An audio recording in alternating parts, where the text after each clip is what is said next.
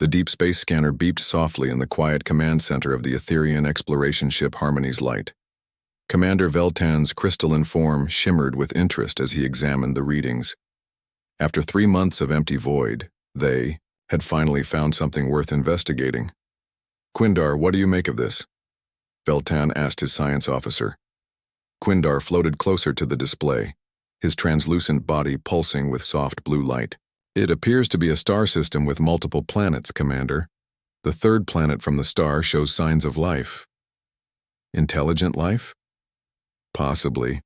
I'm detecting electromagnetic signatures that suggest technology, but—" Quindar paused, his light flickering uncertain. "The patterns are strange, very chaotic." Veltan nodded slowly. In his 400 years of exploration for the Galactic Council, he had discovered 17 worlds with intelligent life. All had followed the same peaceful progression from primitive tools to space travel. It was one of the great constants of the universe. Set course for the system. Alert the Council that we may have found another candidate for membership. Meanwhile, on the third planet that would soon catch alien attention, Dr. Park Hyun-woo wiped sweat from his forehead as he checked the fusion reactor readings one more time. The laboratory beneath Seoul National University hummed with activity as his team prepared for humanity's most ambitious energy experiment. "Temperature is stable," called out his assistant, Dr. Kim So-ra, from across the room. Her dark eyes were fixed on the monitoring equipment. "Pressure holding steady. We're ready when you are." Park Hyun-woo had spent 15 years working toward this moment. Clean, unlimited energy from nuclear fusion had been humanity's dream for decades. If successful, this test would prove that humans could harness the power of stars themselves. "Begin the sequence," he said quietly. The reactor core began to glow as superheated plasma reached temperatures hotter than the sun. For 37 seconds, the atoms of hydrogen fused together, releasing massive amounts of energy in a controlled reaction. When the test ended, the entire team stood in stunned silence. They had done it. Humanity had successfully created sustained nuclear fusion. "We need to call the ministry immediately," Kim So-ra said, her voice barely above a whisper. "This changes everything." What neither scientist knew was that their success had created an energy signature visible across several light-years of space. The Harmony's Light detected the fusion reaction just as they entered the outer edge of the solar system. "Commander, you need to see this." Quindar's voice carried excitement and confusion. "The planet just produced a controlled fusion event." Veltan glided to the scanner display. The readings were unmistakable. Somewhere on the blue-green world below, an intelligent species had just achieved nuclear fusion. It was a milestone that marked a species as ready to join the galactic community. Remarkable. How long since they developed atomic technology? According to the radioactive signatures in their atmosphere, approximately 80 years. 80 years? Veltan's light pulsed with surprise. That's incredibly fast. Most species take at least 3 centuries to progress from atomic fission to fusion. "There's something else, Commander. I'm detecting multiple fusion and fission signatures across the planet. Far more than needed for research or energy production." Veltan studied the data with growing interest. This species, whatever they called themselves, were clearly gifted with technology. Perhaps they would be valuable additions to the Council's scientific community. Back on Earth, Kim So-ra stayed late in the laboratory, reviewing the day's historic test results. As the senior physicist on duty, she was analyzing every piece of data from the fusion experiment. But something else had caught her attention. For the past 3 days, her radio telescope array had been picking up unusual signals from deep space. The patterns were too regular to be natural phenomena, but too complex to be simple pulsar emissions. She had initially dismissed them as interference from solar activity, but they were growing stronger. "Strange," she murmured, pulling up the signal analysis on her computer screen. "The source appears to be moving toward our solar system." She made a note to investigate further tomorrow. Right now, the fusion breakthrough was far more important than mysterious radio signals. The government would want a full report on the reactor's performance, and there were already discussions about building larger test facilities. In his small apartment across the city, Park Hyun-woo sat on his balcony looking up at the stars. His wife had already gone to bed, but sleep felt impossible after the day's success. Somewhere up there were questions humanity had been asking for centuries. Were they alone in the universe? Did other intelligent species exist among those distant points of light? He thought about the fusion reactor and what it meant for humanity's future. Clean energy could solve climate change, power spacecraft for interplanetary travel, and provide the foundation for technologies he could barely imagine. Perhaps one day humans would travel to those stars and find the answers they sought. High above Earth's atmosphere, the Harmony's light continued its scan of the planet below. Commander Veltan compiled his initial report for the Galactic Council, while Quindar gathered detailed information about the newly discovered species. "What do we know about them so far?" Veltan asked. "They call themselves humans," Quindar replied, having intercepted radio and television broadcasts. "Bipedal, carbon-based average lifespan of approximately 70 years. They appear to be divided into numerous political groups across several continents. Political divisions are normal for pre-contact species. What about their technology? Level? Nuclear power, basic space travel, global communications, and now fusion energy. They're progressing exactly as expected for a species approaching readiness for contact." Veltan nodded approvingly. "Begin standard observation protocols. Monitor their development, and watch for signs that they're ready for formal first contact. Based on their rapid technological advancement, I estimate they'll be ready for Council membership within 200 years. Shall I inform the Council of our discovery? Not yet. Let's observe them for a few more days to ensure they follow the standard pattern. Every species we've encountered has developed along the same peaceful path once they achieve nuclear technology. There's no reason to expect these humans to be different." The commander settled back to review the observation data, confident that they had discovered another species following the universal pattern of intelligent development. Soon, the galaxy would welcome its newest members into the peaceful community of worlds. Neither the aliens nor the humans realized that their assumptions about each other would soon prove dangerously wrong. 3 weeks after the successful fusion test, tensions between Earth's major powers reached dangerous levels. The breakthrough in clean energy had triggered a global race to weaponize nuclear technology. Nations that had previously cooperated on scientific projects now viewed each other with suspicion and fear. Lee Jin-ho sat in the military strategy room beneath the South Korean Defense Ministry, studying satellite images of nuclear facilities around the world. As the country's leading military strategist, he understood better than most how quickly the global situation was deteriorating. "The Americans have increased production at their weapons facilities by 40%, reported his aide, Colonel Park. "The Russians are doing the same. China has started construction on 3 new nuclear sites." Lee Jin-ho rubbed his tired eyes. "And us? What's our status?" "The president wants recommendations by tomorrow. He's asking whether we should develop our own nuclear weapons program." The weight of the decision pressed heavily on Lee Jin-ho's shoulders. He had seen what nuclear weapons could do. The old films from Hiroshima and Nagasaki haunted him. But, in a world where every major power was building bombs, could South Korea survive without them? Across the city, his sister Lee Yoon-ji stood before a crowd of 10,000 protesters in Seoul's Central Square. As one of the country's most prominent peace activists, she had organized demonstrations against nuclear weapons development for the past month. "We cannot let fear drive us to madness," she called out through the megaphone. "Nuclear weapons will not make us safer. They will only make our destruction more certain." The crowd cheered, but Lee Yoon-ji could see doubt in many faces. People were scared. The news showed nuclear tests happening almost weekly around the world. Each explosion was larger than the last. "If we build these weapons, we become part of the problem," she continued. "We must choose peace even when others choose war." High above Earth, Commander Veltan watched the protests with growing alarm. His translation systems had finally decoded human languages well enough to understand their communications. What he learned horrified him beyond anything in his 4 centuries of exploration. "Quindar, review these intercepts again," he said, his crystalline form flickering with distress. I want to be certain we understand correctly. Quindar floated over to the communication station. Which transmissions, Commander? The military discussions, the ones about acceptable casualty numbers.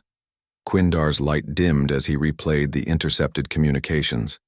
Human military leaders spoke casually about millions of deaths, about destroying entire cities, about something they called mutually assured destruction.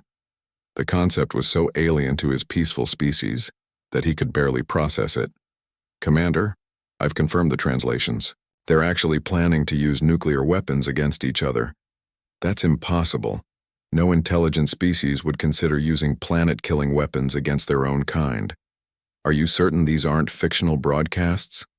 Entertainment. Programs, perhaps? I checked that possibility. These are genuine military communications from multiple governments. They're not only building nuclear weapons, they're targeting them at their own cities. Veltan's form shimmered with shock. In all the galaxy's recorded history, no species had ever used nuclear technology as a weapon after achieving spaceflight capability. It violated every principle of intelligent development. Perhaps they don't understand what they're doing, he said hopefully. Maybe they don't realize these weapons could destroy their entire planet. Quindar pulled up another set of intercepts. Actually, Commander, they do understand. I found several scientific papers by their researchers describing something called nuclear winter. They know that using these weapons could end their civilization. And they're building them anyway? Not only building them, they're actively planning how to use them most effectively. Meanwhile, at Seoul National University, Dr. Kim So-ra had made a breakthrough of her own. The mysterious signals from space were definitely artificial, and they were coming from something in Earth's solar system. She had spent 3 weeks analyzing the patterns and had finally decoded enough to realize she was looking at alien communications. Dr. Park, you need to see this, she called to her colleague. Park Hyun-woo looked up from his fusion reactor designs. What is it? Those radio signals. I mentioned. They're not natural, someone is watching us. Park Hyun-woo joined her at the radio telescope control station. The patterns on the screen were clearly artificial, but unlike any human technology he recognized. Are you suggesting these signals are from another country's spy satellite? No, Kim So-ra said quietly. I don't think they're from Earth at all. She showed him her analysis. The signals originated from a point in space beyond Mars, but the source was moving steadily closer to Earth. No human spacecraft existed that could travel so far so quickly. Aliens? Park Hyun-woo whispered. It's the only explanation that fits the data. And based on the signal strength, they're getting closer every day. As if summoned by their discovery, Commander Veltan was at that moment calling an emergency session of the Galactic Council. The holographic forms of 12 different species appeared in the communication chamber of his ship. Fellow Council, members, Veltan began. I must report a disturbing discovery. The new species we found appears to be developing along an unprecedented path. High Counselor Zethara of the Luminous Collective spoke first. Explain the nature of your concern, Commander. They have achieved nuclear technology, but instead of using it for peaceful purposes, they are creating weapons. Massive weapons, designed to destroy their own cities. A wave of shocked communication passed between the council members. Several species translators struggled to find equivalent concepts in their languages. You must be mistaken, declared Counselor Rixton of the Silicon Mines. No intelligent species would develop world-ending weapons. I have confirmed the data multiple times. They call it mutually assured destruction. The theory is that if everyone can destroy everyone else, no one will start a war. The council fell silent. Such thinking was completely alien to every species they had encountered. All galactic civilizations had abandoned warfare before achieving nuclear capability. What are your recommendations? Asked High Counselor Zethara. I believe we should prepare for intervention. If this species continues on their current path, they will destroy their planet within decades. We may need to save them from themselves. The vote was unanimous.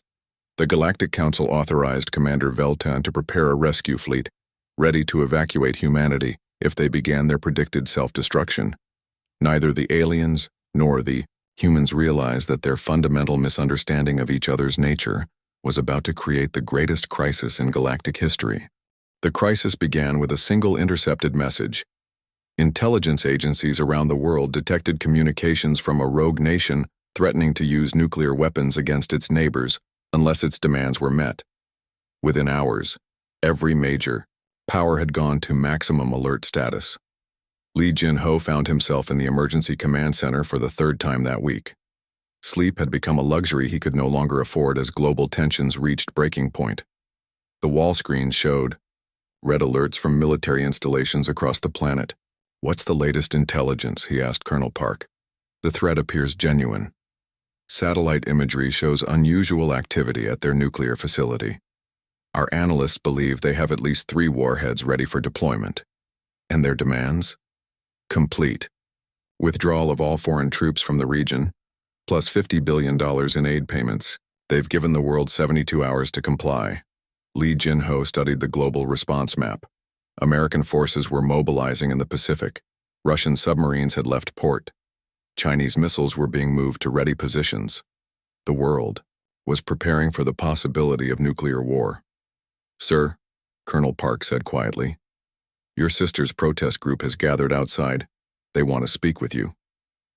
Through the reinforced windows of the command center, Li Jinho could see his sister Li Yunji leading a crowd of protesters.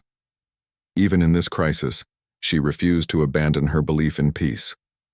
Meanwhile, at the United Nations building in New York, young diplomat Choi Min-seo worked desperately to prevent catastrophe. At 28 years old, she was the youngest member of South Korea's UN delegation, but her skills in crisis negotiation had earned her a seat at the emergency session. "The Security Council must act," declared the British representative. "We cannot allow nuclear blackmail to succeed." "Military action will only escalate the situation," Choi Min-seo responded. "We need to find a diplomatic solution that addresses their underlying concerns." The Russian ambassador shook his head. "There can be no negotiation with terrorists. If we give in to these demands, every rogue nation will think they can threaten the world."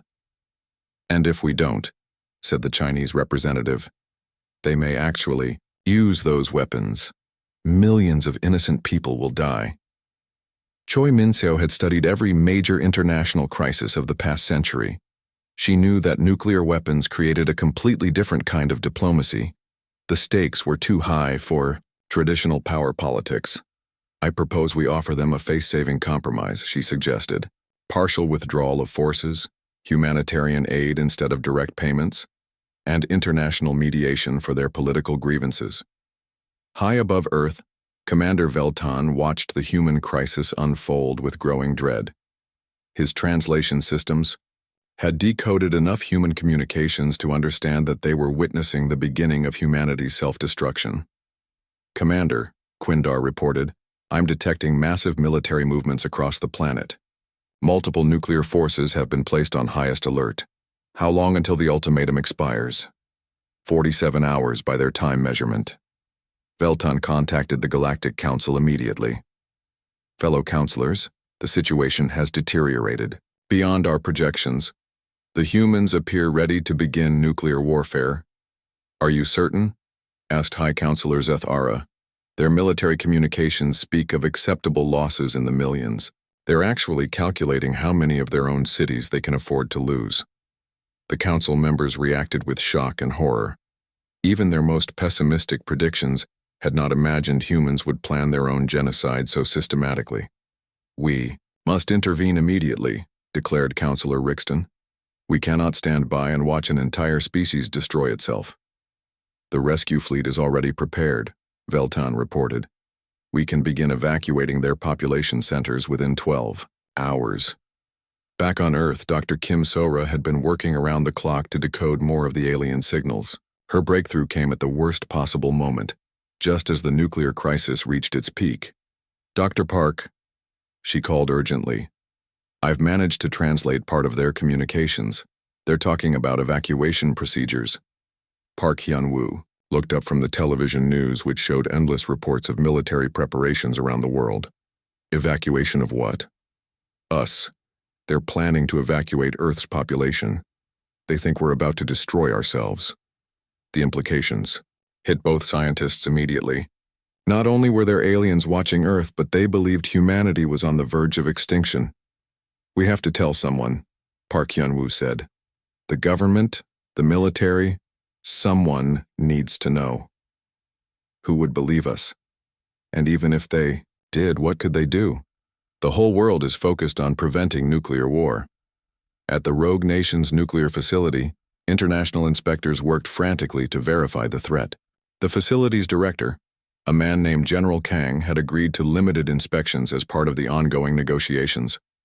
"The warheads are real," reported the lead inspector to the UN Emergency Committee. 3 functional nuclear weapons yield approximately 20 kilotons each. Choi Min-seo felt her heart sink. She had hoped the threat might be a bluff, but now there was no doubt. The world faced its first genuine nuclear crisis since the Cold War. "How much time do we have?" she asked. 26 hours until their deadline." The next day brought both hope and terror. Choi Min-seo's diplomatic efforts had convinced several nations to offer partial concessions to the rogue state's demands. International aid was being organized and some military forces were beginning limited withdrawals. But at the same time, intelligence reports suggested the rogue nation was preparing to demonstrate their resolve with a test detonation. Lee Jin-ho stood in the command center as reports came in from around the world. "Where will they conduct the test?" "Satellite imagery suggests an uninhabited island in their territorial waters," Colonel Park replied. "Far enough from populated areas to avoid immediate casualties, but visible enough to prove their capability." "When?" "Within the next 6 hours, above Earth." The alien observation fleet prepared for what they believed would be humanity's first step toward self-destruction. Commander Veltan had positioned his ships to begin emergency evacuation procedures the moment nuclear weapons were used. "All ships report ready, Commander," Quindar announced. "Begin monitoring for nuclear detonation. The moment they start using these weapons against each other, we intervene." At 3:47 p.m. local time, the rogue nation detonated a 20-kiloton nuclear device on a small uninhabited island. The explosion was visible for hundreds of kilometers, and the mushroom cloud rose majestically and terrifyingly into the sky. Every satellite in orbit detected the blast. Every nuclear monitoring station in the world registered the signature. And high above, alien sensors recorded what they believed was the beginning of humanity's end. "They've done it," Quindar whispered in disbelief. "They've actually begun destroying their own planet." "Alert all ships," Commander Veltan ordered. "Prepare for immediate intervention. We're going to save this species from itself, whether they want our help or not." The test detonation had been intended to demonstrate resolve and force negotiations. Instead, it convinced the watching aliens that humanity had crossed the line from which no species had ever returned. Neither side realized that this moment of apparent destruction would actually become the first step toward humanity's greatest triumph. The alien ships appeared over Earth's major cities at exactly 12:00 GMT on a Tuesday morning.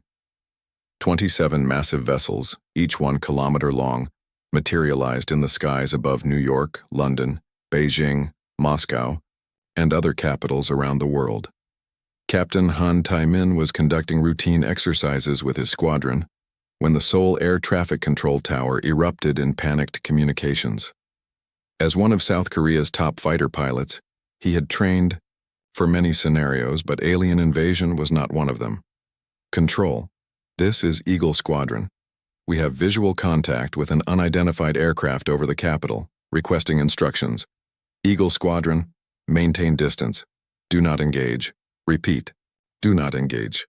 Han Tae-min stared at the massive crystalline ship hovering silently over downtown Seoul. It was beautiful and terrifying at the same time, its surface reflecting the morning sunlight like a giant jewel floating in the sky. "Control. The craft appears to be completely stationary. No visible propulsion systems, no obvious weapons. What are your orders?"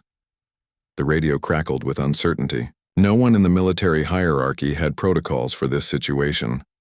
At Seoul National University, Dr. Kim So-ra ran through the halls toward her radio telescope facility.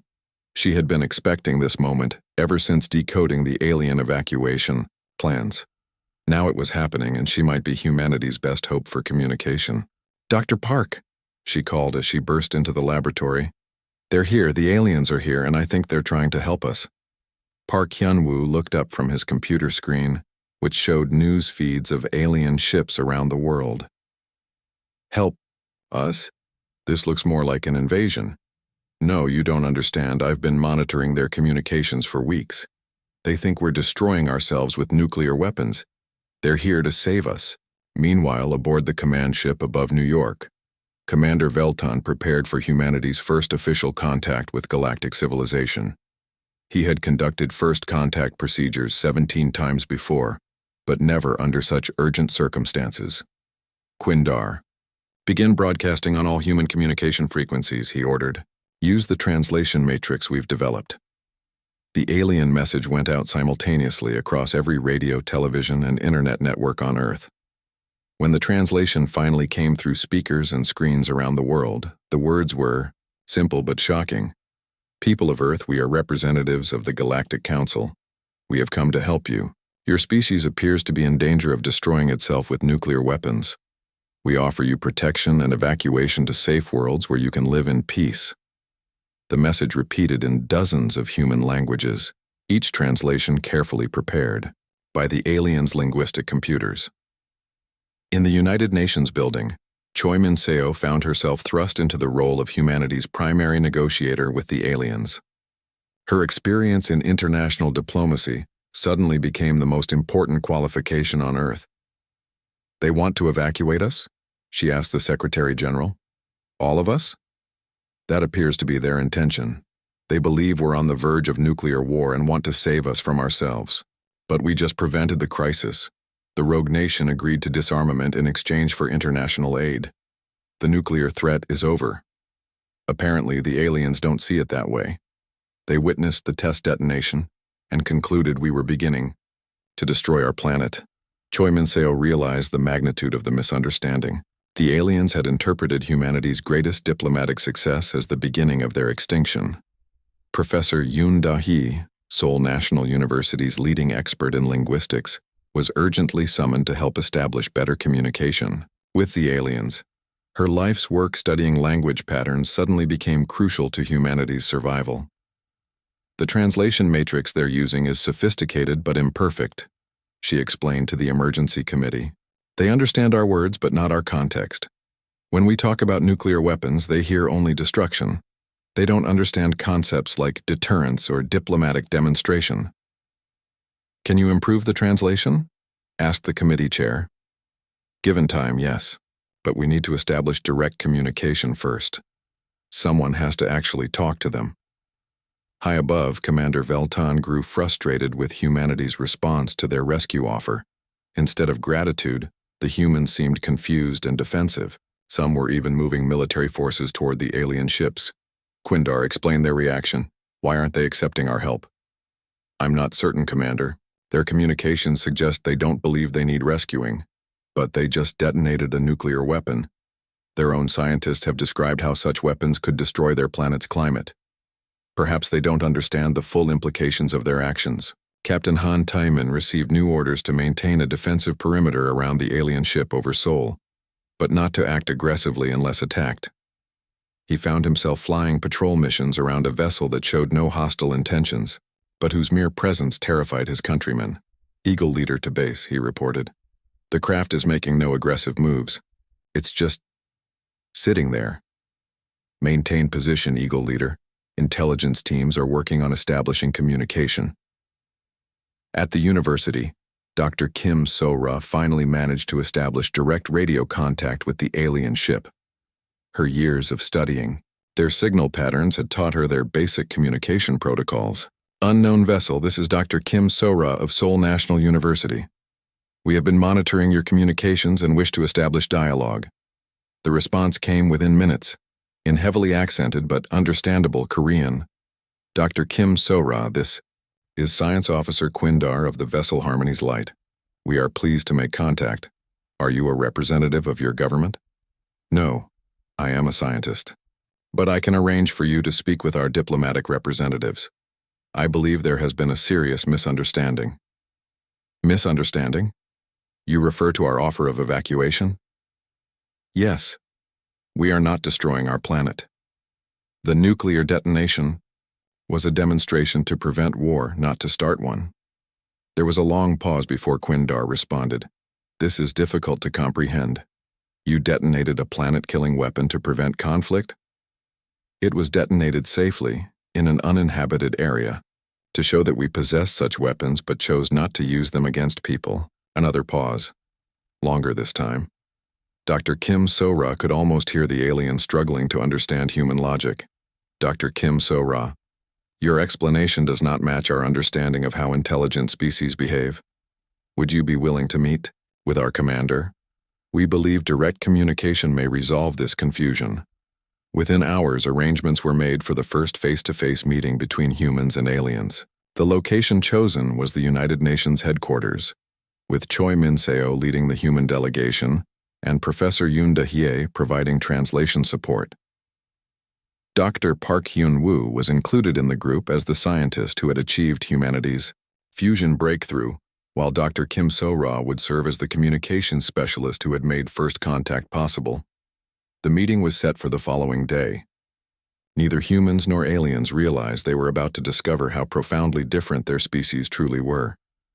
Commander Veltan prepared his shuttle for the journey to Earth's surface, believing he was about to save a species from extinction. The humans prepared to convince him that they were worth saving exactly as they were. The stage was set for a confrontation that would determine not just humanity's fate, but their role in the wider galaxy.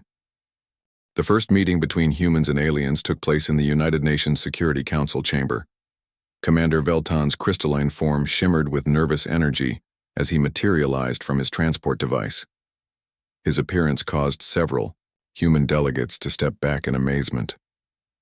Professor Yoon Da-hye had spent the entire previous night calibrating translation equipment with the aliens' linguistic computers. Now she sat between the two species, literally translating not just words, but entire concepts that had no equivalent between cultures.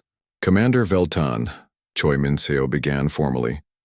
We welcome you to Earth and thank you for your concern for our species. However, we believe there has been a fundamental misunderstanding about our intentions. Veltan's form pulsed with confusion.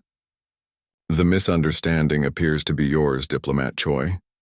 We have observed your species developing weapons capable of destroying your entire planet. This behavior has no precedent in galactic history. Perhaps that is because you have never encountered a species like ours, suggested Dr. Park Hyun-woo. Could you explain how other species have developed? Certainly. All intelligent species follow the same pattern. They develop technology gradually, achieve atomic power, realize the destructive potential, and immediately abandon weapons in favor of peaceful applications. Violence becomes impossible once a species understands they could destroy their world. The human delegation exchanged glances. This was worse than they had imagined. Commander, said Choi Min-seo carefully, what if I told you that humans developed nuclear weapons precisely because we understand their destructive power? That would make no logical sense, Veltan replied. No rational being would create something designed to destroy their own habitat. Professor Yoon Da-hye worked frantically to translate concepts that had no equivalent in the aliens' peaceful language. How could she explain deterrence theory to a species that had never known war? How could she describe the logic of mutually assured destruction to beings who found violence incomprehensible? Yang Su-bin, Seoul National University's leading philosopher and ethicist, had been called in specifically for this conversation. Her specialty in human nature and moral philosophy suddenly became crucial to species survival.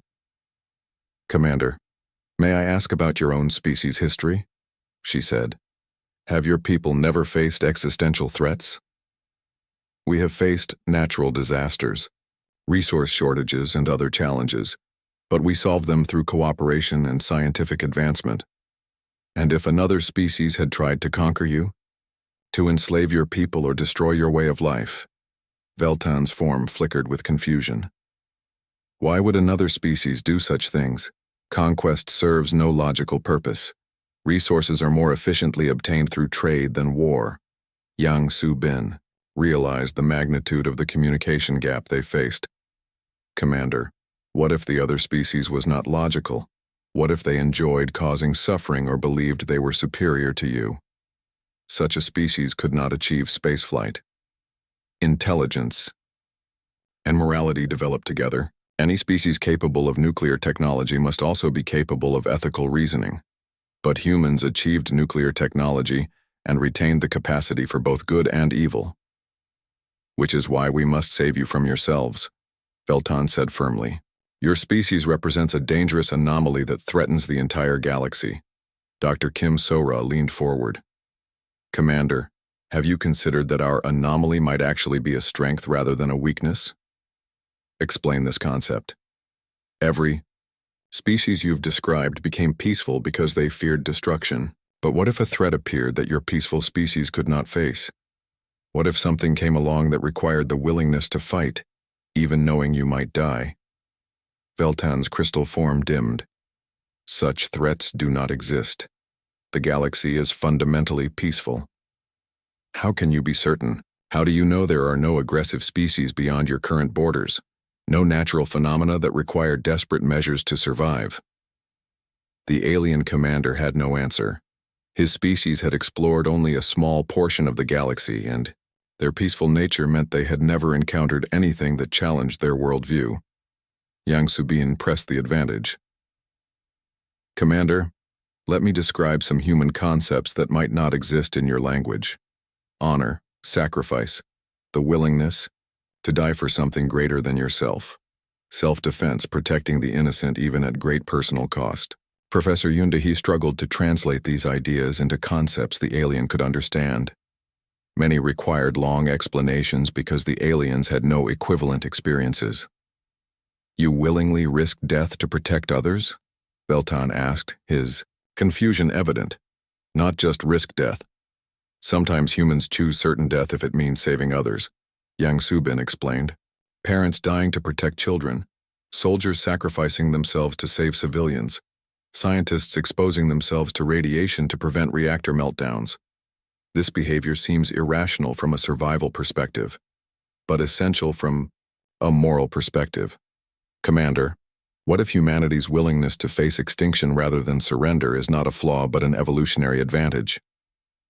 Dr. Park Hyun-woo added, We didn't develop nuclear weapons to destroy our world. We developed them because we were willing to face any threat, including the threat of our own extinction, rather than submit to conquest. But no one was trying to conquer you when you developed these weapons. No. But we had just experienced 2 world wars where aggressive nations nearly succeeded in dominating peaceful ones. We learned that sometimes the only way to preserve peace is to be prepared for war. Veltan's form pulsed with rapid color changes as he processed this information. You are saying that your species developed world-ending weapons not to use them, but to ensure they would never need to be used. Exactly. The test detonation you witnessed was not the beginning of our self-destruction. It was a demonstration that we possessed the power to destroy, but chose restraint instead. And the military preparations around your world? Choi Min-seo answered this one. All nations prepared to defend themselves, but none wanted war. The crisis ended through diplomacy precisely because everyone understood the consequences of nuclear conflict. Your species threatened mutual annihilation to achieve peace? Yes. Veltan was silent for long minutes, his crystalline form flickering through colors that Professor Yoon-Dahee's translation program could not interpret. Finally, he spoke. If this is true, then humanity represents something unprecedented in galactic civilization, a species capable of both creation and destruction, wisdom and aggression, peace and war. We are capable of all those things, Yang Subin agreed. The question is whether the galaxy sees that as a threat to be eliminated or a resource to be valued. I must consult with the Galactic Council, Veltan said. This changes everything we thought we knew about intelligent development. As the Yao alien commander prepared to return to his ship, Dr. Kim Sora had one final question. Commander, in all your exploration, have you ever encountered anything in space that your peaceful species could not handle through logic and cooperation? No. But Veltan paused. There have been reports from our deep space scouts. Signals from beyond our explored regions that we have chosen not to investigate because they seemed troubling. What kind of signals? Communications that suggest conflict, destruction, species that might not follow our peaceful model. The humans exchanged glances. Perhaps humanity's warlike nature was not unique after all. Perhaps it was exactly what the galaxy needed, even if they didn't know it yet. 3 days after Commander Veltan returned to his ship to consult with the Galactic Council, Earth's early warning systems detected something that changed everything. A massive asteroid, nearly 2 kilometers wide, was heading directly toward the planet. Impact was calculated at 72 hours. Dr. Kim So-ra was the first to spot the object on her radio telescope arrays. She immediately contacted the International Asteroid Monitoring Network to confirm her readings. Within an hour, observatories around the world had verified the threat. The object is definitely on a collision course, reported Dr. Park Hyun-woo to the emergency session of world leaders. Impact velocity will be approximately 30 kilometers per second. An impact this size would cause global devastation. Yang Soo-bin, who had remained as an advisor after the alien meeting, studied the projected damage reports. How many casualties are we looking at? Potentially billions, Park Hyun-woo said quietly. The impact would trigger massive earthquakes, tsunamis, and throw enough dust into the atmosphere to cause climate changes lasting years.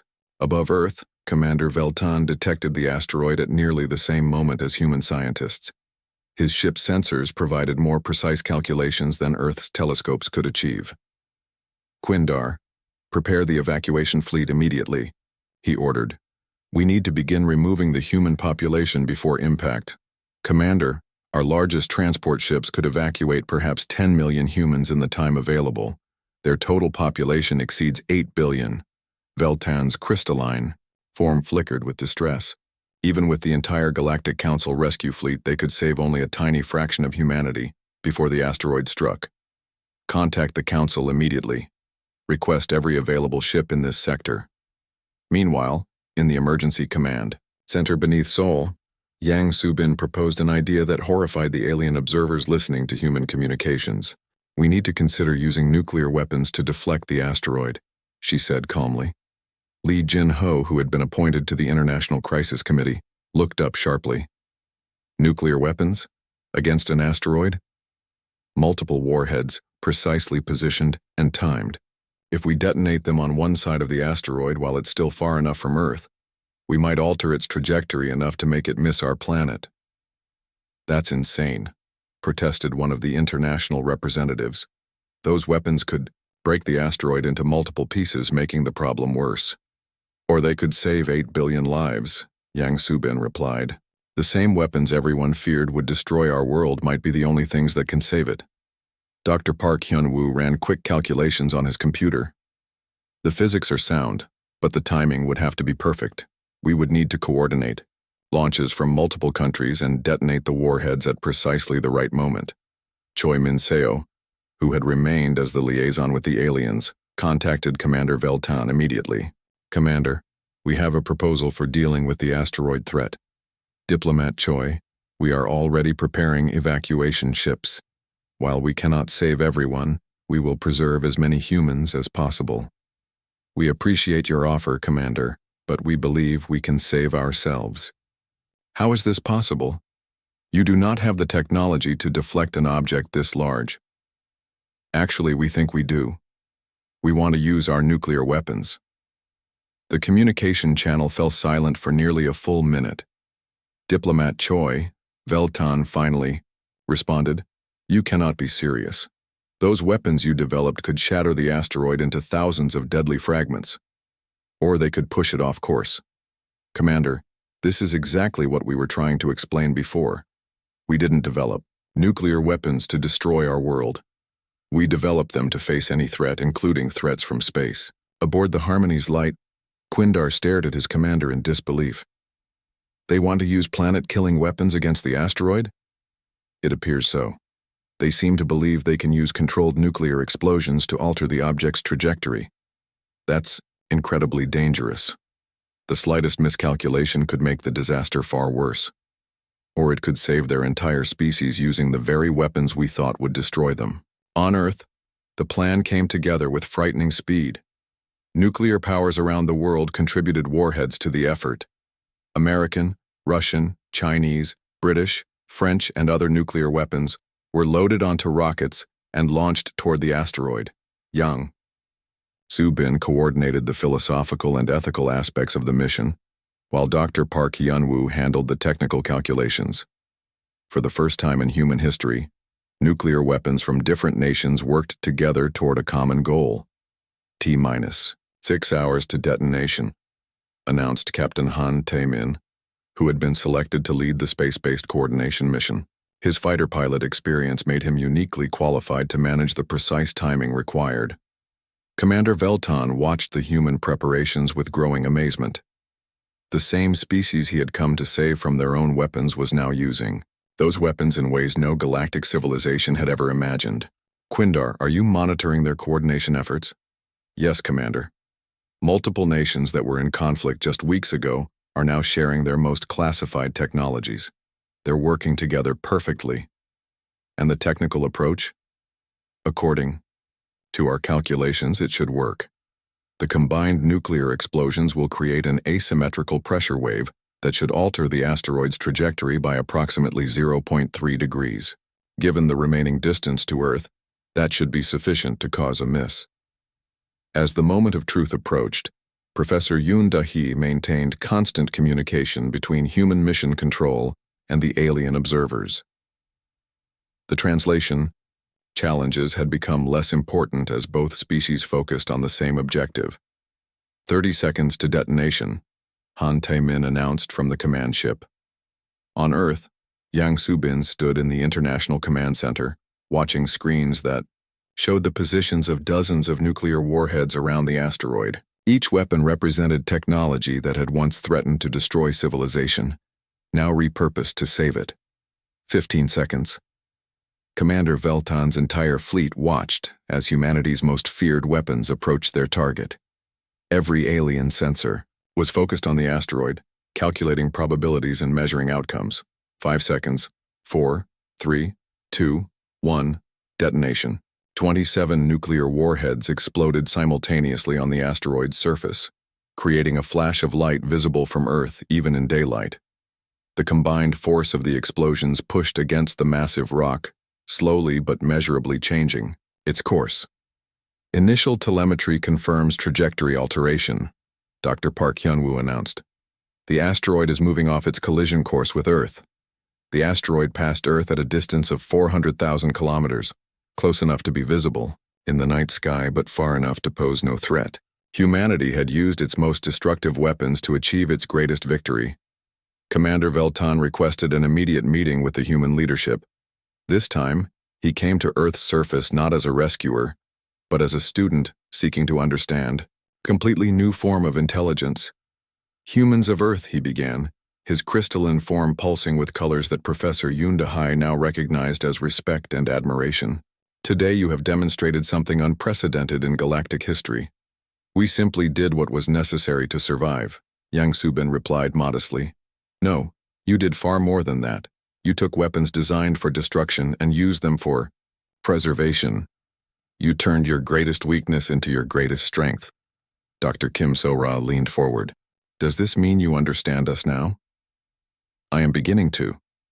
Your species did not develop nuclear weapons because you are violent. You developed them because you refused to surrender in the face of any threat. The same determination that we feared would destroy you has now saved you. Choi Min-seo asked the question everyone was thinking. What does this mean for humanity's relationship with the Galactic Council? Veltan's form shimmered with what the translation program identified as excitement. I will recommend that the Council create an entirely new category of membership for your species. You are not peaceful explorers like the rest of us. You are something we never knew we needed. Which is guardians, protectors, warriors who fight not for conquest but for preservation. Veltan paused, his colors shifting to deeper hues. Those troubling signals from unexplored space that I mentioned, the ones too dangerous for our peaceful species to investigate, we have always hoped they would simply go away. And now? Asked Yang Subin. Now we know that somewhere in the galaxy, there exists a species willing to face any threat rather than hide from it. Humanity will not replace the peaceful civilizations of the Council, but you will guard them. Dr. Park Hyun-woo smiled. So, our nuclear weapons, which you thought made us too dangerous to exist freely, actually make us valuable to galactic civilization?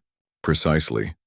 Today you proved that humans do not build weapons to destroy worlds, but to defend them, even when the threat comes from space itself. 3 months later, Dr. Kim So-ra stood in the newly constructed Earth Embassy aboard the Galactic Council Station. As humanity's first ambassador to the galaxy, she represented not just Earth, but an entirely new philosophy of cosmic defense. Yang Subin had established the Interspecies Ethics Institute, helping peaceful alien civilizations understand human concepts like